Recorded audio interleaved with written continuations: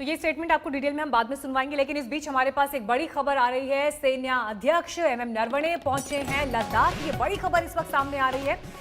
अब आप परिस्थितियां देखिए, जो 19 तारीख की रात हुआ है बॉर्डर पर, एलएसी पर, उसके मद्देनजर ये दौरा अपने आप में बहुत अहम हो जाता है, क्योंकि एक तरफ ब्रिगेडियर कमांडर स्तर की बातचीत भी भारत और चीन के बीच चल रही थी, लेकिन बातचीत अभी कोई एक मुफीद रिजल्ट तक नहीं पहुंची। लिहाजा इस बीच एक ये अहम दौरा सेना प्रमुख नरवणे का हुआ है। लद्दाख दौरे पर है जनरल एमएम नरवणे।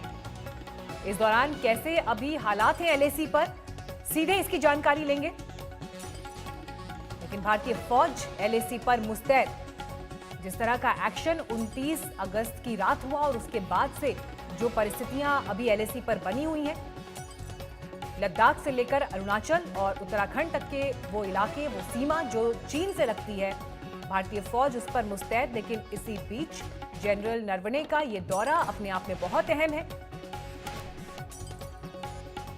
तो चीन से तनाव के बीच सेना प्रमुख का ये लद्दाख दौरा हुआ है। जो परिस्थितियां अभी पैंगोंग झील के दक्षिणी छोर पर बनी है, जहां पर चीन दाखिल हुआ था, जहां पर घुसपैठ की कोशिश हुई थी और भारतीय सेना ने जवाब दिया था, उसके बाद से परिस्थितियां अभी वहां पर टेंस्ड हैं। गौरव सावंत इस वक्त मौजूद हैं हमारे साथ। अब गौरव, आर्मी प्रमुख वहां पर पहुंचे हैं।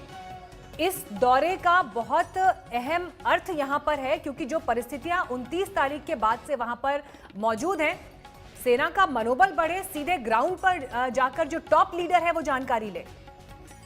न केवल जानकारी ले, बल्कि जो वीर जवान इन ऑपरेशन का हिस्सा थे, उनके कमांडर्स उनका मनोबल बढ़ाएं, उनसे बातचीत करें और आगे की रणनीति को बहुत सफाई से जमीनी स्तर पर अभी वो रिफाइन कर रहे हैं, क्योंकि ऑपरेशन इस समय भी लद्दाख में बहुत तेजी से चल रहे हैं। किस तरह के ऑपरेशन, चीन किस तरह से इसका पलटवार कर सकता है, ऐसी परिस्थिति में भारत को क्या करने की आवश्यकता है सेना को। और ये न केवल सेना का ऑपरेशन है मीनाक्षी, इसमें भारतीय वायुसेना की इस समय बहुत अहम भूमिका है। भारतीय नौसेना के जो टोही विमान है वो लगातार चीन पर नजर रखे हुए हैं।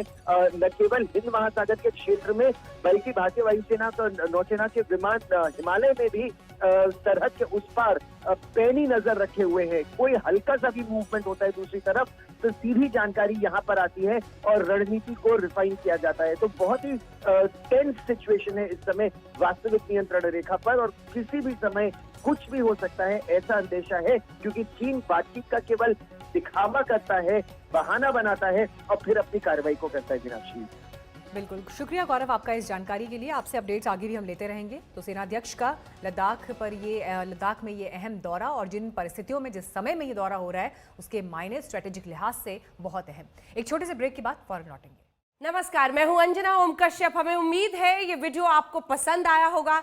लेटेस्ट खबरों के लिए यूं ही देखते रहिए आज तक, और इस वीडियो के पसंद आने पर लाइक, शेयर एंड सब्सक्राइब करना ना भूलें।